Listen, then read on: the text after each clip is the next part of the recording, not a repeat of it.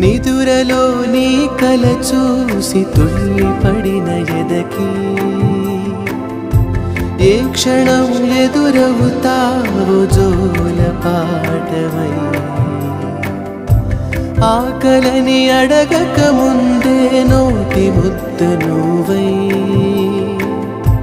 ఏ కథలు వినిపిస్తావో జాబిలమ్మ